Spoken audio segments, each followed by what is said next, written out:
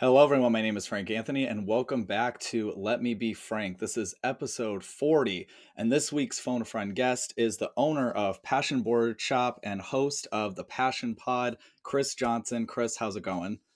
Dude, so good. I'm on like a semi vacation, but I work all the time. I live in Wisconsin, but I'm down here in Florida enjoying the sunshine. Nice, nice. It is currently snowing at about 6 inches Yeah, over I think here. it's supposed to be 75 degrees Fahrenheit today where I'm at, something like Wow. that. So, two things I'm jealous of. You're on a semi vacation and you have nice weather. Absolutely. That's every winter for me, man. I'm over the snow. I grew up in that. I've spent plenty of time. I've paid my dues. I'm out now. I'm not trying to be there in February. Gotcha, gotcha. Someday for me, someday. But all right, let's get right into the conversation. So, first question that I like to ask all my guests: if you were a novel, what would the back of your book say? It would say Chris Johnson is a dude that worked a regular job like everybody else, got real sick of it, and then decided to pursue his passions, and he's been kicking it ever since. Nice. Hey, simple, right to the point. It's you gotta have. And yeah, that's something I know that's something we have in common. Because what was your previous job before some of your passions? You said management, right? Yeah, I was in sales since I was like 16. I Sales. was always doing sales jobs, and then after like high school, did a year of college, decided I didn't need it for sales, and then did a couple of assistant management positions. I was the assistant manager of Hellsberg Diamonds for a bit, and then I was the assistant manager of Verizon. And when I was working for Verizon, it was the easiest, highest paid job I ever had, and it sucked my soul out. So dry, I had to be done with it. I feel like 90% of them do. Yeah, for real. Because I know that, and that's what sucks too. It's like you said, it's good money, but then where's your time? What do you have time to do for fun, for family, for friends, for you, for mental health, all that stuff? It Exactly. sucks when you're not working a job that you necessarily love. And that's why it's awesome that you're on this, because I hope listeners and viewers and all that stuff, I hope they can get some good advice from you on being able to follow your passions and your dreams, because I don't think a lot of us do that enough. Hey, I mean, I'll try. I'm not, I don't know everything, but maybe I could say something somebody appreciates. Something. There's something. Yeah. It'll be that one thing that you don't expect either that might just Sift help. through all the garbage and you'll find a gem. But yeah, when you left your last old job before you really delved into your projects, what was going on through your head? Were you nervous? Were you excited? Were you both? It was just like time for something different. I had like a lot of stuff kind of happen without like going into a bunch of detail. My dad had a heart transplant. My parents got divorced. I had my first child, and I was just kind of in like a transitional time frame where I was in my early 20s. I opened my store when I was 23, so it's in my early 20s, and like the whole shift of like what is it that I want out of life kind of happened. Because before that, it was just the general ego every young dude has of like I got to climb. I got to make as much money as possible. I have to have nicer things than the people around me. And that was just like me being naive, because that's what I thought success looked like. And then as I, went through those things, it started to make me really think. Really, what it was my dad almost died. He should have. And I'm looking at his life and I'm like, well, if I were to all of a sudden die tomorrow, would I be satisfied with how I spent my time? And the answer was definitely no. You know what I mean? And then same Yeah. thing of having my daughter, and now I have two daughters, but my daughter was like almost one, and I'm looking at it. I'm like, well, if I died tomorrow, would I be happy about what I left behind for my kid to say about me, about who their father was? And it's not like I was a bad person, I don't think, but I wasn't doing anything that I cared about. I didn't think I was making anything positive for the world. I was part of the problem, like most of the cogs in the system. And so that was really a Yeah. motivating factor. There was other things to it. We didn't have a skateboard shop in my town, so there was a demand for that type of a thing. But it was all those personal things that really, made me think about myself and say, well, how do I want to spend my time? How do I want to be remembered? You know what I mean? Without having a huge ego about like that people really care, but you know what I mean. Yeah. No, that's awesome. I think that's really, yeah, that's definitely important for us to remember. I think I think I said it in a past episode on the show where we kind of enter this hamster wheel that's just going around and around, and we don't realize we're on it, and we don't realize it's that we just kind of are keeping up with the speed, and we're trying to live paycheck to paycheck, most of us. And yeah, it just sucks to be stuck in that cycle for sure. So I'm Yeah. happy that you're able to break from it. Yeah, I mean, people in general, like, I get it. It's you got to pay bills. I totally Yeah. understand that. But unfortunately, people get jobs or whatever with the initial intent of just like, I got to make enough money to pay the bills, and then they get trapped in that system because that's what everybody else around them is doing. Is they're just living for the weekend and they're like trying to upgrade for status, right? So you get this job because you need to make X amount of dollars to pay the bills that you have. But what happens is you get into this mentality that's day after day of the people around you. You're comparing yourself to the Joneses, which are your other employees and the people that live around you. Somebody buys a nicer car, you get a promotion. Instead of taking more vacations, you put your money into a nicer car again. And then it just grows. But you never really buy yourself more free time. You don't tend to see people like that buying themselves more time to do things that they care about because you're trapped in that cycle, and you really got to break free from it because it's your life. It's not the company. You know what I mean? Like, you're giving all your free time to a company that's just about profit. And it's Yeah. okay if it's just like you got to pay your bills. But like I said, it gets beyond that for a lot of people because it's just easy to get lost into it.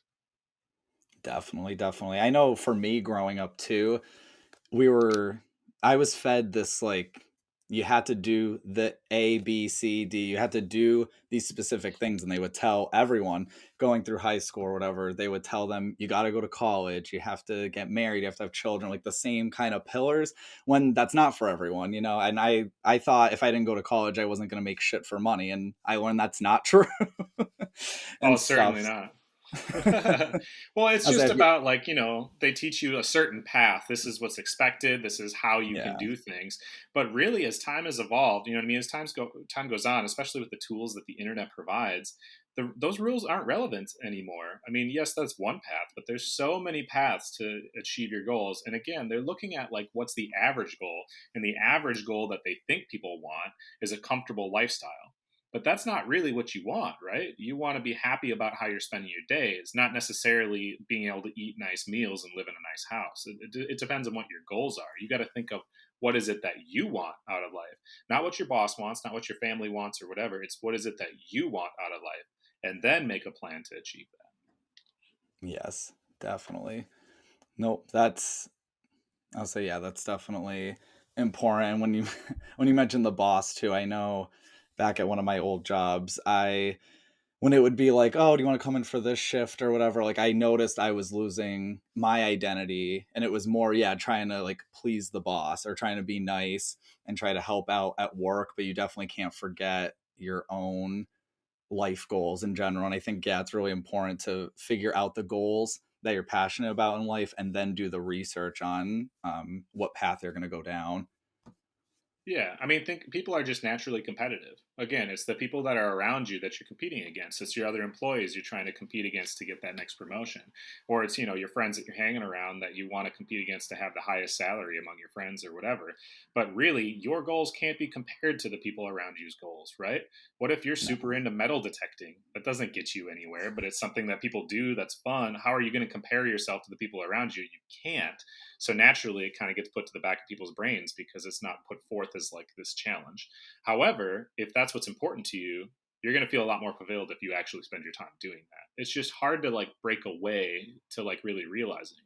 When you're younger, it's so easy because you just want to do what's fun. Like I said, but once all of a sudden you get into the whole career path, especially when you have kids or something and there's more demand on you to provide these types of things, it's so easy to put anything that doesn't make you money on the back burner because you're like, well, that's a waste of time. If I had this free time, I should do something that makes me money. But that's unfortunately, again, a trap that people are in. Really, you should just want to spend the time doing the things you want. And yes, a lot of times you have to have a job to pay the bills to do that. But there's a Yes. lot of ways to do that. You don't have to have the highest paying job or the most demanding job in the world. A lot of people, they get that job that pays what they need to pay their bills, but then they want the promotion just because of status. Well, the problem is you get that promotion, you get more money, but then you got to work 5, 10 hours extra a week. Yeah. What was the point? You just gave away all your free time. You know what I mean? And sometimes you end up hating it too, which sucks. Exactly. But it's hard to like not want to, continue to grow because you're growing within the company, but not necessarily personally. You know what I mean? Yeah. I swear though too, when I'm at the beach and I see those old guys they'll find like a necklace or something and they rip it right out of the sand. I'm like, maybe I want to get into that. I'm like, no, Frank, that's not your passion. Getting into that metal Yeah, detector. yeah, for um, sure. so yeah, so your first, or no, wait, sorry. Before getting more specific, and I was really curious because I noticed your shop and the podcast had the word passion in it. So I wanted Right. to ask what the reason, like, why is the word passion for your branding or for your projects? Well, I mean, honestly, it's like anything. Have you ever tried to come up with a name for a business? Have you ever sat there and tried to do it? Oh, It's yeah. like it's incredibly difficult to do.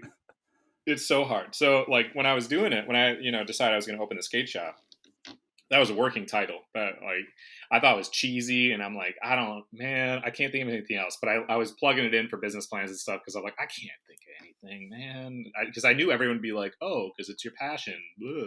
And I'm like, yeah, I know. Over time, I learned to really enjoy it, but it was a working title. But anyway, so I ended up sticking. But really, what it came down to, especially with the show, was that's what really connects me and all the guests. That's really the point, because the point for me isn't about skateboarding necessarily. Like that's what I spent 20 years doing. That's what I grew up doing. That's why I wanted to open a skateboard shop, because I'm passionate about skateboarding. But with the show and in general, the message that I'm trying to preach to people is it doesn't matter what you're passionate about. It could be anything at all. You know what I mean? Anything at all. If you're passionate about it, there's probably a way that you can incorporate it more into your life, whether it's a career or otherwise. A lot of times there's ways to make money on it if you're willing to like really think of outside the box about even just working within an industry. Like you can be passionate about beer. I like drinking beer, you know what I mean, and creating.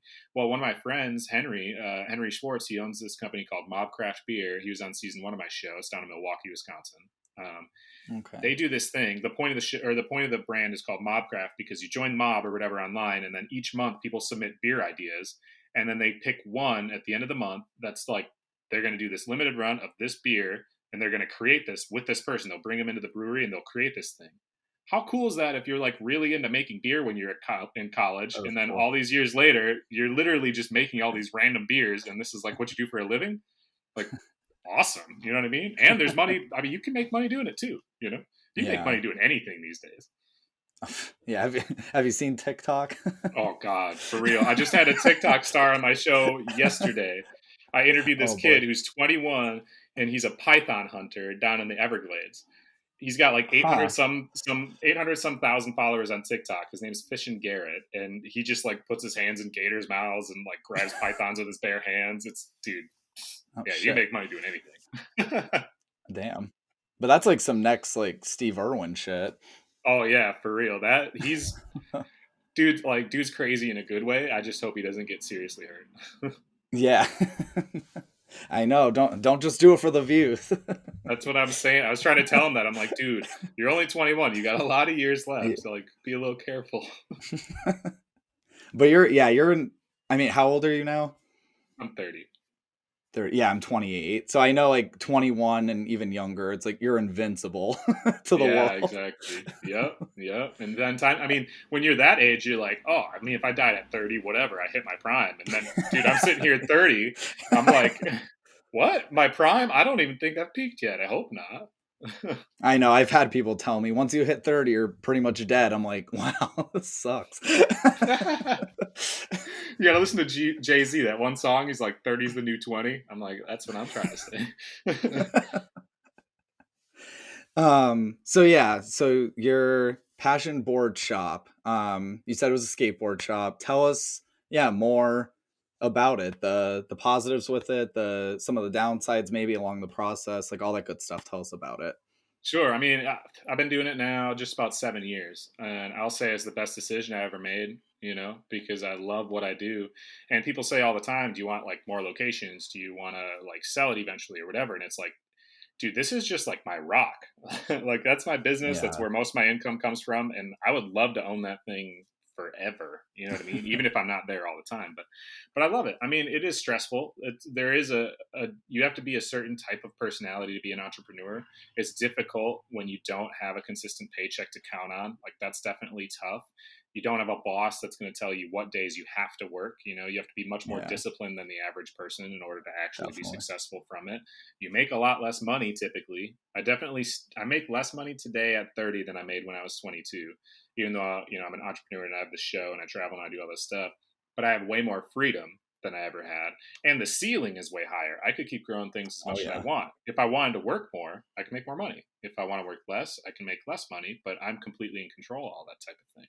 But really, like, it was me growing up going to the skateboard shop all the time. There's this little core skate shop when I was in high school, and I would ride the city bus downtown instead of go home after school, and I would just hang out there all the time. It was like the clubhouse, you know. This was before, and I'm sure you remember, you know, when you're 14, you and all your friends didn't have cell phones with text messaging and social media. It wasn't a thing yet.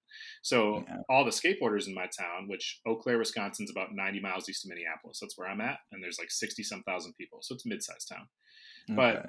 you'd go down there, and that's where everyone would go to meet up, like whoever's skating today. And then we'd go skate, get kicked out of spot after spot, go back to the shop, hang out, annoy the people that owned it, and then do it over and over and over again.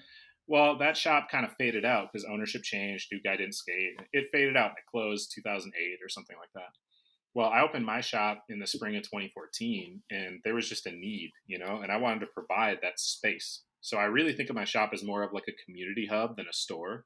Like naturally, like money rules the world, right? Like people got to buy stuff for it to exist, but really the point of it is to provide this like kind of cool space that kids want to hang out, but their parents trust that it's okay for them to be there, you know? Because I'm a parent, like I'm not gonna. I try to know that I'm a role model to a certain degree, and I try to accept that and live that. And by providing that space, I can see how much positive I'm able to do for all these kids. And over time, when I decided I was going to do the show, I saw the effect I was having on other people. And it was like, whoa, I feel like this is kind of the natural progression. Now, with the things that I've been able to learn through business and through all this, I could probably help a lot more people than just, you know, the handful of kids that are the core ones hanging out all the time right now in my store. And that's kind of what I'm working on at the moment. Really, the point of my show is to inspire people to incorporate their passions more into their lives to help them feel more fulfilled. That's like the mission that I have. Yeah. No, I did listen. I got to listen to a couple episodes. I gotta listen. I gotta catch up. I'm trying to get all these new shows. I'm trying to stay with them, and they all come out every different day of the week. And Yeah, I it's gotta hard do to my keep up own with too. all that. Yeah. I used to listen to a lot of podcasts before I had my own, and now, you know, once you have your own, you put all this work around a podcast. It's Yeah. hard to spend a lot of your free time on more podcasts. And then yeah, and then your guest appearing on other podcasts, and it's like, damn, yeah, it's hard. It's hard to catch up Yeah, sometimes. the podcasts I listen to nowadays are almost always just when a guest I have coming up has been on another show. So, you know, I'll Okay. research them and I'll listen to those, or like if I'm going to be a guest on a show, I'll try to listen to one or two or something. But I haven't been able to keep up with any of the podcasts I used to listen to, unfortunately. You know, Yeah. one of these days when I stop filling all my time, then maybe I'll listen to some. And I forgot if you mentioned back to the skateboarding. How old Yeah. did you were you when you started skating? You know, it's hard because you're a kid. All that time blends together. When I Yeah. started, I was maybe like 10 ish, something like that. I don't remember the Okay. exact age, but it was right around the same time. I don't want to say it was because of the Tony Hawk video game, but that was released when Love I that was video 10. game. Yeah, well, I mean, any pop culture thing, right? Like anything. Like if you look at Bam Margera, when Viva La Bam came out, a ton of kids started skating because they saw it on TV. You know, but it was the Yeah. same way with the Tony Hawk game. When that came out, it was one of the best-selling video games of all time. Naturally, every kid wanted to start skateboarding because the video game was super fun. I don't want to say it was because of that, but that was the general time frame that I started. But it wasn't until I hit high school that like everything else kind of faded because I'm a naturally competitive person and I love playing sports. So when I was growing up, I played basketball from kindergarten all the way through eighth grade. But I played soccer as a kid. I was on the tennis team in middle school, and I did swimming, and I did a whole bunch of stuff.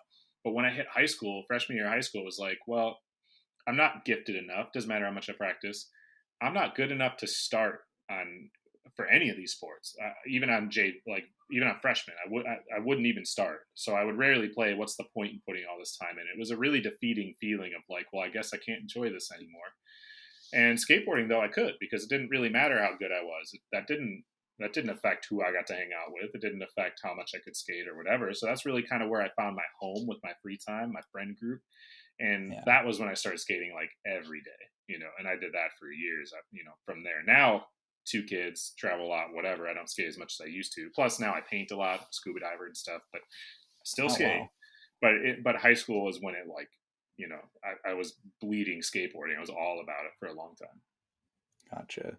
It's it's funny that you mentioned that because I know. Well, first of all, yeah, when I was 8 to 10, it really did blend. I'd be like, I was 8, 9, or 10. I don't know. I was one of those when this or that happened, and then I played a lot of basketball when I was a kid. And it's funny, at least for me as a kid, you felt like I felt like I was one of the best playing. And then when, yeah, you start getting into the junior high or high school years and you're actually playing against people who've been practicing their whole lives, you're like, oh shit.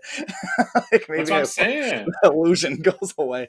Well, yeah, because the middle school I was at, you had 3 teams for your grade, and it was like, okay, I'm not bad. I'm one of the better kids on my team. Well, yeah, but then when you get to high school, all the middle schools are, all those people are all together, and the only people starting were the best player on each team, if that. And you're like, well, goddamn, I can't shoot a 3 to save my life. Oh my, something that was super, I never thought it would be as competitive as it was, but I used to be part of a bowling league. And Oh, wow, talk about competitiveness. oh my God, I, dude. So, okay, I wish I had the number pulled up, but I never bowl. It's exclusively like a date thing or like out with friends, and it's like, okay, yeah, we could grab a pitcher of beer and go bowling, but I don't do it. Dude, I got like 212 or something the other day, and I've which like is never great. scored more than 140. I was like, oh my God, I got like 7 strikes, I think, in one game. I'm like, Wow. this is magic. I can never play again after this because I'll never amount to that much. But I did get a picture. I did get a picture. I Oh, can prove good. it. So it happened. That that's important. Yeah, no, it was I was say those people, yeah, it was they took it very seriously. I did a Right. tournament. One of the tournaments I did, I was actually doing pretty good. I would say I'm kind of just average, honestly, compared to like I'm not always a 200 score or whatever, but I was actually getting close to I was getting over 200 a little bit. I was starting to get to that point. I was feeling good about myself, and this this girl walking by, she's just holding one of the house balls, and my bowling ball's in the thing. She walks by and smashes it into my bowling ball to fuck it up so it would cause like dents Whoa. in it. I'm like, oh my god, I was 15. Wow. I didn't realize it was cutthroat like that. Yeah, I know, I never. Some people, man. I mean, that's when you Yeah, look at like those coach dads and stuff. When you watch them like screaming at their kids, and yeah, you're like, do you realize that like in basketball, if you're not 6'5", you're just never gonna do it. Like, it doesn't matter how like much you push your kid. He's not physically in the position to do it. Like, relax. yeah. Bowling, you didn't have to be 6'5", or you probably didn't even have to have all your fingers. There was so many ways to be good at bowling. Sure. Well, you just But like hit everybody else's balls, and then you just win. So that's the you just solution. win. And throw your towel when you miss the last pin. That Yeah. happened a lot. Oh God. But but yeah, so with your podcast, I know you talked a little bit about Passion Pod. Um I'm trying to think. Yeah, what kind of you said you interview other podcasters, like who else have you had on the No, I show? don't really interview podcasters. I Oh interview no. Okay. people. Yeah, I interview people that are pursuing careers based on their passions. That's like Okay. the general thing. But that's like such a wide window. The point Yeah. is to like the point is they come out on Monday mornings, and the point is for the person who's sitting at their job that they hate, they're listening to it, and they're hearing somebody talk about something random, some random passion of theirs, whatever it is, beer, like I Yeah. said, or photography, whatever it is. They're listening to it and they're like, damn, that person's doing that. I want to do the thing I enjoy, right? So I've had Gotcha. professional athletes, like I had pro skateboarders, I had a pro BMX rider, I've had Wow. photographers. I had one of my favorite episodes was with this girl Alexandra May. She's a boudoir photographer, so she takes like nudes and stuff for a living. I had, like I said, the owner of a brewery. I had a candle maker. I had that Python hunter recently. I had a illusionist recently. His episode hasn't came out. I've had a lot of musicians. Like I've had a couple different rappers. I had Okay. all over the board. Honestly, the more unique of a career path, the more interested I am in interviewing the person. So Yeah. No, I bet. Yeah, and I mean that's awesome that that's something I wish that I knew about years ago, or that started years ago when, when I was in a more full-time thing. Yeah, definitely cool that people, yeah, maybe can help people realize like, hey, what am I doing here? Because I just kind of had that moment as I was breaking down. So it's good Yeah. if you hear it from a podcast. Well, it's just, it's like I said, you got to believe in yourself. What is it that you want to accomplish? Everybody has different goals in life. If your goal in Yeah, life is to be, just have a stable financial home and be home 5 p.m. every day, be able to bring your kids to their basketball games, great. That's totally fine. I'm not like looking down upon people for that. And I don't look down on others. It's just about like, I would love it if everybody felt fulfilled and enjoyed what they did all the time, which is like an yeah, unrealistic goal. But how can you make it better? How can we get closer to that goal? Again, like I had this retired pro skateboarder Andrew Cannon on the show. He retired from pro skateboarding and now he's the brand manager for Santa Cruz, like that big company. So is yeah. he skateboarding for a living? No. Is he heavily involved in mentoring younger amateur and pro riders and helping them with their careers? Is he involved in designing and like putting out which designs or whatever of the skateboards, the releases? He does commentary for X Games and stuff. He's still involved in the industry that he wants to be in. So it's about like opening people's minds that way.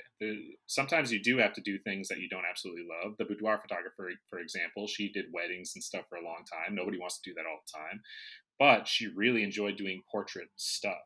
And boudoir was what really like drew her. Then the point is for her is to really make women feel comfortable with themselves and love themselves. It's like a self-care thing. She had to Gotcha. work really hard to get to that point where she had a reputation to do it, but now she's able to do exclusively boudoir photography, photography for a living. Does she love every single aspect of it?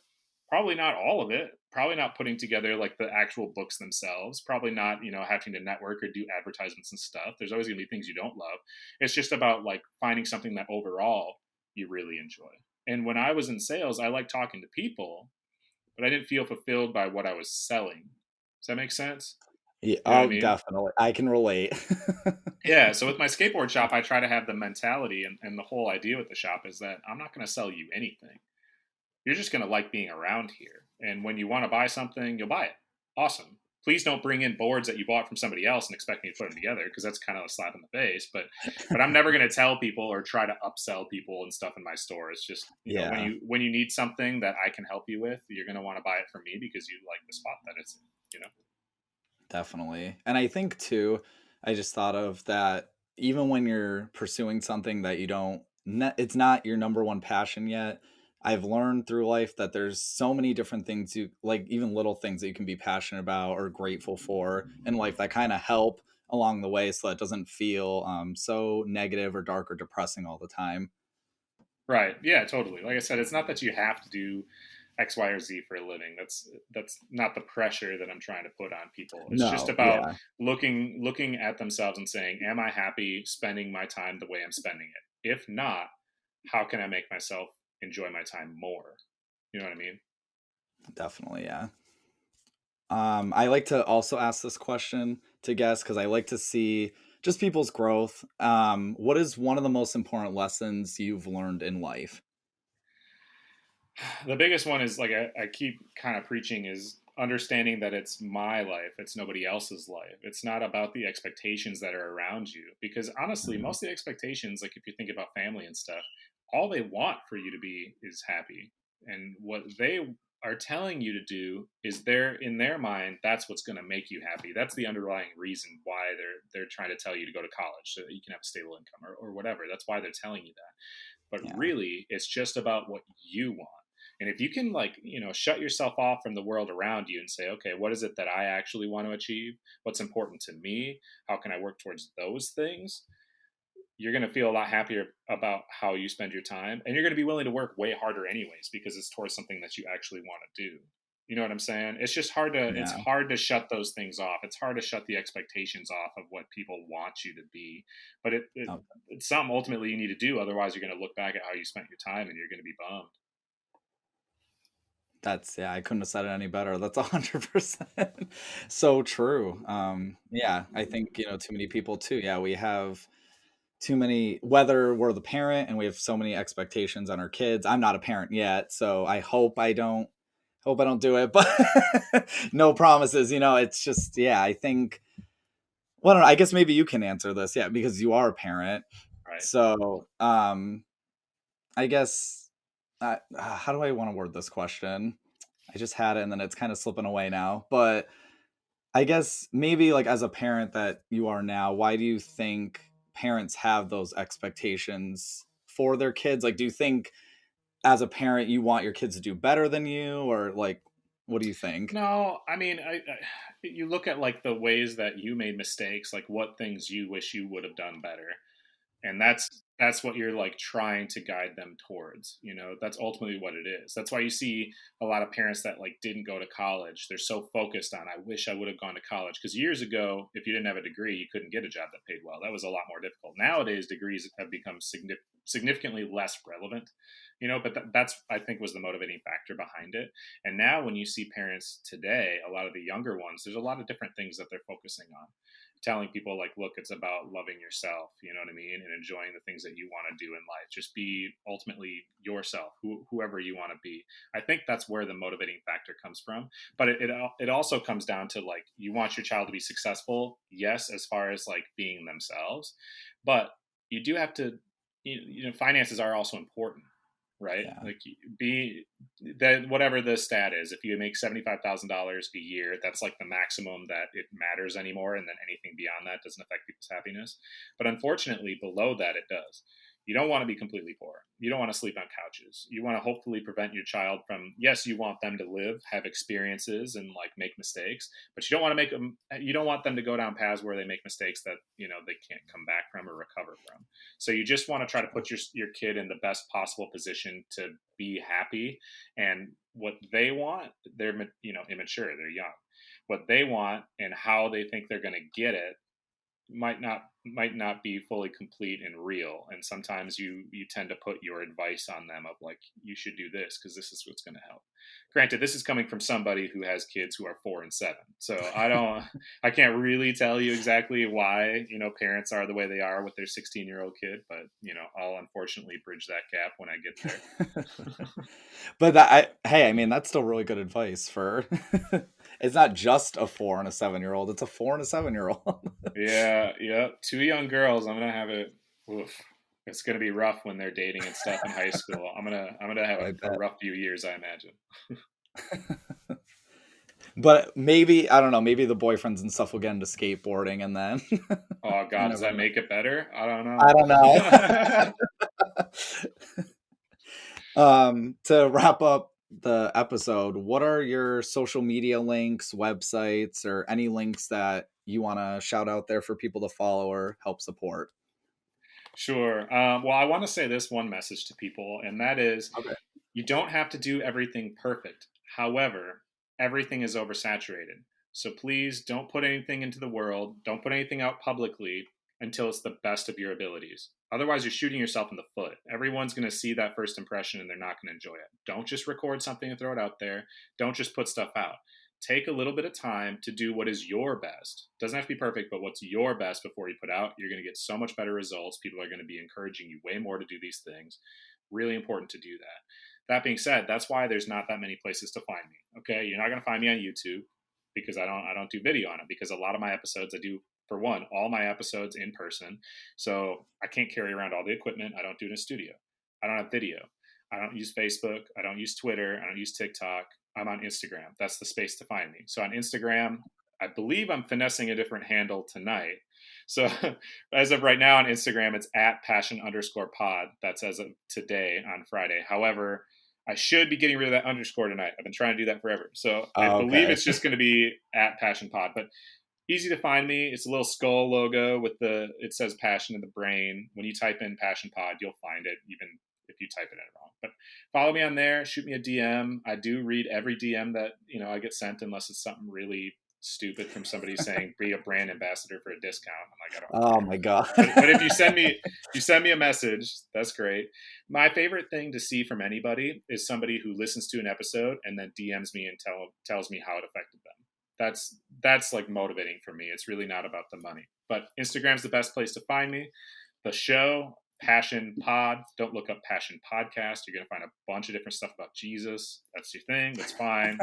Passion Pod, again, the little skull logo. I'm on Apple Podcasts and Spotify, pretty much everywhere, but those are the two places most people listen to. Actually hit the little follow or subscribe, please. That actually makes a huge difference when it comes to like trying to find advertisers and people to support the show financially. Yeah. You don't have to support the show financially, whether it's your show, my show, anybody's show. However, if you're on Instagram and you just hit the dumb little share thing, boom, you just like helped out a whole bunch. So like those types of things are helpful. My website is passionpod.org. You can order merchandise that has my logo, has some of my art and whatever on there. You can also donate on there to my PayPal if you want to give me $1 per episode you enjoyed or whatever. If I see anything from anybody, you just bought me a coffee and I appreciate you. That's kind of how it works. But yeah, just reach out, follow me, and you know, I'll give you a follow back and let's have a conversation about whatever. Awesome. And yeah, when this airs, all the links are going to be in the description as well. So by the time I'll know when if it updated or not or whatever is going on, I'll make sure it's not the religious one. Sure. Perfect. At least. And oh my God, just one more thing too. When you said the brand ambassadors, oh my God, the podcast promoters, like, please stop. Oh my God. I try to be nice, but like, just please stop messaging as well. People who are exclusively soliciting, I just don't respond. I mean, I try to respond to everybody that asks to be a guest or something. I just, try to be as respectful as possible to everybody. But I would say, if you have nothing to offer somebody, please don't just ask everyone for a favor. Like, come on, man. Nobody wants to be begged for favors constantly for stuff. But if there's some way that I can help you, if it's possible for me to do so, I always try to go out of my way to help if I realistically can. Like I said, just having a conversation, my favorite thing, way more than like, getting another $5 through my PayPal or something. Way more is when I get a DM saying how an episode really affected somebody. That's what motivates me to keep doing it. So definitely, yeah. No, it's awesome. Some more good advice. You guys should listen to it or watch it. I don't know, whatever you're doing on the show. Chris, I want to thank you so much for being a part of the show and on this episode. Dude, thank you for having me. You're the best. I want to thank today's sponsors too that are in the episode. I want to thank my producer, Monica Leigh. Thank you for that. That helps financially. If you'd like to become a producer, executive producer, there's a link down in the description below. You guys can sign up through with that. I want to thank John Moon, who does the intro and outro music for season 3's episodes. I hope you guys have a super special, awesome day, and bye.